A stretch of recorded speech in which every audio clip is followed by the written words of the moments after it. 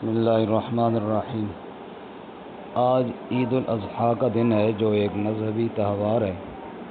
پورے امت مسلمہ کے صاحب استطاعت لوگ اپنے مویشیوں کو اللہ کے نام پر قربان کر کے سنت ابراہیمی کی یاد تازہ کریں گے۔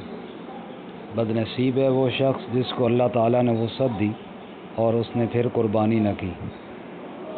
اتنا بد نصیب ہے کہ جناب رسول اللہ صلی اللہ علیہ وسلم نے ارشاد فرمایا، فلا یحضر مصلانا، وہ ہماری عیدگاہ میں حاضر نہ ہو، ہماری عیدگاہ کے قریب بھی نہ آئے، جو باوجود وسعت کے قربانی نہیں کرتا۔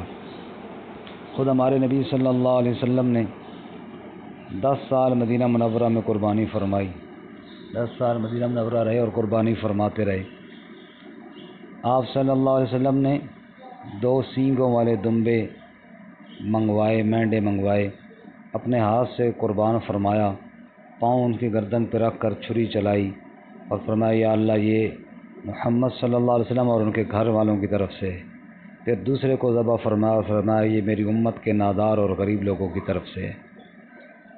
تو آج غریب تو یہ کہہ سکتے ہیں کہ ہماری طرف سے ہمارے نبی صلی اللہ علیہ وسلم قربانی کر گئے ہیں، کہ امیروں پہ تو لازم ہے نا کہ وہ کریں۔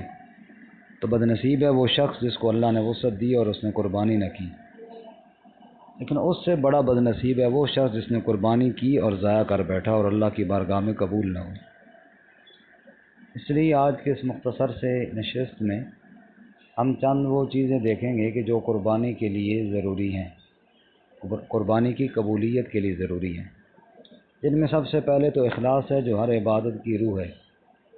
ارشاد باری تعالی، لن ینال اللہ لحومها ولا دماؤها ولکن ینالہ التقوی منکم، بارگاہ الہی میں نہ گوشت پہنچے گا نہ خون پہنچے گا، وہاں تو تیرے دل کا تقوی پہنچے گا۔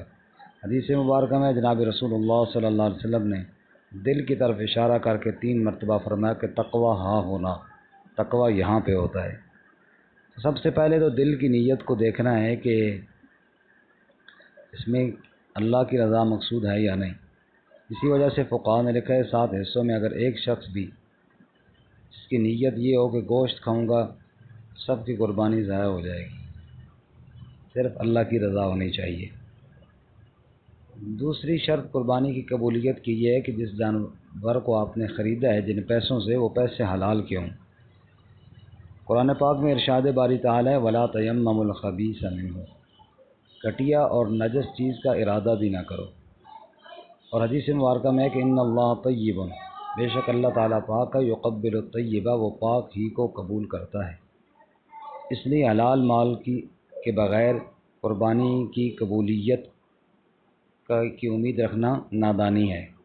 رشوت کا پیسہ ہو، سود کا پیسہ ہو، بہنوں کی جائیداد میں حق مار کر بچایا ہوا پیسہ ہو، یا کسی کو دھوکہ دے کر فراڈ کا پیسہ ہو، ان سے قربانی کا جانور خرید کر ثواب کی امید رکھنا انتہائی احمقانہ اور انتہائی بیوقوفوں والا فعل ہے۔ قربانی کی قبولیت کے لیے تیسری شرط یہ ہے کہ انسان جو قربانی کا جانور خریدے وہ عمدہ خریدے۔ ارشاد باری تعالی، لن تنالوا البر حتی تنفقوا مما تحبون، اس وقت تک تم نیکی کو حاصل نہ کر پاؤ گے جب تک کہ اپنی محبوب چیز اللہ کی راہ میں خرچ نہ کرو۔ تو محبوب چیز یعنی عمدہ جانور جس میں عیب نہ ہو، جیسا کہ احادیث میں ممانعت آئی ہے، آنکھ جس کی نہ ہو کانا، کان کٹا یا پھٹا ہو، اسی طرح لنگڑا جس کا لنگڑا پن واضح ہو، یا دم کٹا، یا اتنا کمزور جو چل کر بھی نہ جا سکتا ہو، ایسے جانوروں کی قربانی نہیں کرنی، بلکہ محبوب جانور اللہ کے نام پر قربان کرنا ہے۔ قربانی کی قبولیت کی چوتھی شرط خوش دلی سے، بوجھ سمجھ کر نہیں، بلکہ محبت الہی میں شوق کے ساتھ قربانی کی جائے۔ قرآن کریم میں اللہ تعالیٰ منافقین کی عادت بیان کرتے ہیں اور اللہ فرماتے ہیں کہ ان کے صدقے کیوں نہیں قبول ہوتے؟ فرمایا، وَلَا يُنْفِقُونَ إِلَّا وَهُمْ كَارِهُونَ، اس لیے نہیں ہوتے کہ وہ جو قربانی کرتے ہیں یا صدقہ دیتے ہیں، کارہون وہ کراہت سے دیتے ہیں، خوش دلی سے نہیں بد دلی سے دیتے ہیں، تو اللہ تعالیٰ کو کیا ضرورت ہے؟ اس لیے اللہ تعالیٰ ان کا صدقہ نہیں قبول فرماتے۔ حدیث مبارکہ میں رسول اللہ صلی اللہ علیہ وسلم نے ارشاد فرمایا، تمہارے قربانی کی جانور کے ہر بال کے بدلے میں تمہیں اللہ نیکیاں عطا فرمائیں گے، اور قربانی کی جانور کا خون زمین پر بعد میں پہنچتا ہے، بارگاہ الہی میں پہلے قبول ہو جاتا ہے۔ فطیبوا بہا نفسا، لہذا خوش ہو جاؤ۔ اس لیے خوشی کے ساتھ، خوش دلی کے ساتھ، محبت اور شوق کے جذبے کے ساتھ قربانی کرنی چاہیے۔ اس کے علاوہ قربانی میں جو ظاہری شرائط ہیں وہ بھی ہیں، مثلا اونٹ ہے تو 5 سال کا ہو، گائے ہے تو 2 سال کی ہو، بکرا ہو تو 1 سال کا ہو، دمبا 6 ماہ 7 ماہ کا بھی چل جاتا ہے اگر وہ موٹا ہو، فربا ہو۔ اس کے بعد قربانی کرنے والا جو ہے اس کے لیے بھی کچھ شرائط کا ہونا ضروری ہے۔ ظاہر بات ہے جانور میں آپ شرائط کو دھیان کریں گے تو قربانی کرنے والے کی شرائط کو نہیں دیکھیں گے، جن میں سب سے پہلی بات تو یہ ہے کہ وہ مشرک نہ ہو، شرک والا عقیدہ نہ ہو، موحد ہو، کیونکہ قربانی کا مقصد ہی ابراہیم علیہ السلام کی یاد تازہ کرنا ہے، جو شرک کی جڑوں کو کاٹنے والا تھا۔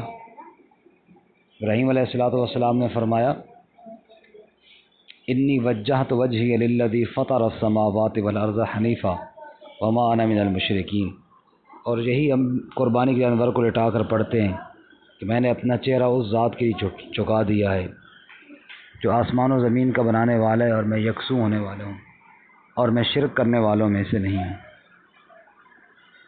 اور رسول اللہ صلی اللہ علیہ وسلم کو اللہ تعالیٰ نے فرماتے ہیں، قل ان صلاتی و نسکی و محیای و مماتی للہ رب العالمین، آپ کہہ دیجئے میری نماز، میری قربانی، میری زندگی اور میری موت سب اللہ تعالیٰ کے لیے ہے، جو رب العالمین ہے، لا شریک لہ، اس کا کوئی شریک نہیں۔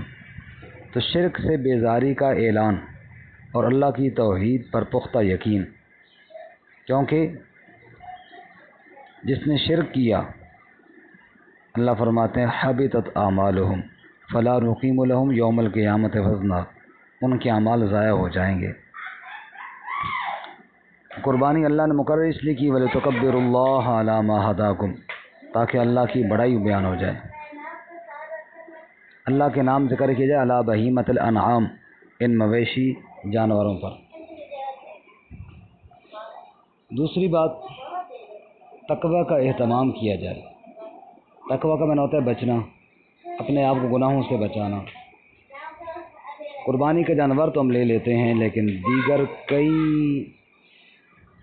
منکرات میں مصروف ہو جاتے ہیں، بالخصوص ان ایام میں۔ عید سے 2 دن پہلے اگر جانور خرید لیا تو اس کو نہلانے دھلانے اور کھلانے پلانے میں تو مصروف رہتے ہیں، نماز کا دھیان نہیں۔ عید والے دن ذبح کرنے، گوشت کاٹنے اور بانٹنے میں تو رہتے ہیں، لیکن نماز کی طرف دھیان نہیں۔ دیگر اور عید کے دن میں کئی برائیوں کی طرف چلے جاتے ہیں، لیکن اللہ تعالیٰ فرماتے ہیں انما یتقبل اللہ من المتقین، اللہ تقوی والوں سے قبول فرماتے ہیں۔ آدم علیہ السلام کے 2 بیٹوں کی قربانی کا تذکرہ کیا، اذ قربا قربانا فتقبل من احدہما ولم یتقبل من الآخر، ایک کی قبول ہوئی اور دوسری کی نہ قبول ہوئی۔ اس کو غصہ آیا اور اس نے کہا میں تجھے قتل کر دوں گا، اس نے کہا مجھے قتل نہ کر، انما یتقبل اللہ من المتقین، اللہ تقوی والوں سے قبول کرتے ہیں۔ قربانی کرنے والے شخص کے لیے تیسری شرط یہ ہے اس شخص میں عاجزی ہو۔ قربانی کا ذکر جان اللہ کرتے ہیں سورۃ الحج میں، آخر میں فرماتے ہیں وبشر المخبتین، عاجزی کرنے والوں کو بشارت دیجیے۔ ایسا نہ ہو کہ اپنا دمبا، اپنا بکرا، اپنی قربانی دیکھ کر بندہ غرور میں آ جائے کہ میں نے تو بڑا کمال کر دیا، بڑا بہترین جانور اللہ کے نام پہ ذبح کر دیا۔ نہیں، عاجزی ہو، جیسے ابراہیم خلیل اللہ بیت اللہ کی تعمیر کر کے اتنا اونچا عمل کر کے عاجزی کے ساتھ دعا مانگتے ہیں، ربنا تقبل منا انک انت السمیع العلیم، اے ہمارے پروردگار اس کو قبول فرما لے، بے شک تو سننے والا جاننے والا ہے۔ تو عاجزی قربانی کے بعد ہونی چاہیے، جیسا کہ ہر عمل کے بعد ہونی چاہیے۔ نماز کے بعد بھی ہم پڑھتے ہیں نا اللہ اکبر استغفر اللہ استغفر اللہ استغفر اللہ، تو عاجزی اللہ کو پسند ہے۔ اس کے ساتھ ساتھ چونکہ قربانی ایک کھانے کی چیز ہے، اللہ تعالیٰ نے کرم فرمایا ہے کہ اللہ تعالیٰ نے اس امت کے لیے حلال کی ہے، لیکن غریبوں، مسکینوں اور نادانوں کا خیال کیا جائے۔ ارشاد باری تعالیٰ ہے فَلَاقْتَحَمَ الْعَقَبَةَ وَمَا أَدْرَاكَ مَا الْعَقَبَةُ فَكُّ رَقَبَةٍ أَوْ إِطْعَامٌ فِي يَوْمٍ ذِي مَسْغَبَةٍ یتیمًا ذا مقربہ أَوْ مِسْكِینًا ذا متربہ، کہ بھوک والے دن مسکین کا خیال رکھنا جائے۔ تو ایسا نہ ہو عید والے دن بھی غریب کے گھر گوشت نہ پہنچے، اس بات کا اہتمام کیا جائے کہ غریب وہ بالخصوص جن کی طرف کسی کی توجہ اور دھیان نہیں ہوتا، ان کو ضرور گوشت دیا جائے۔ اور آخر میں عید سے متعلق کہ یہ ایک مذہبی تہوار ہے اور خوشی کا دن ہے، لیکن شریعت نے اس کو منانے کا انداز بھی اپنا بتایا ہے۔ فرمایا روزانہ 5 وقت کی نماز پڑھتے ہو، آج ایک اور نماز عید والی وہ بھی آ کر پڑھو۔ ہر نماز کے لیے 2 دفعہ بلایا جاتا ہے، ایک اذان کے ذریعے اور ایک اقامت کے ذریعے۔ عید کی نماز کے لیے نہ اذان ہے نہ اقامت ہے کہ آج خوشی کا دن ہے اور بن بلائے بارگاہ الہی میں آ کر سجدہ ریز ہو جاؤ۔ اسی لیے فرمایا لیس العید لمن لبس الجدید انما العید لمن خاف الوعید، یہ عید نہیں کہ نئے لباس پہنو، عید اللہ کے عذاب سے ڈرنے کا نام بھی ہے۔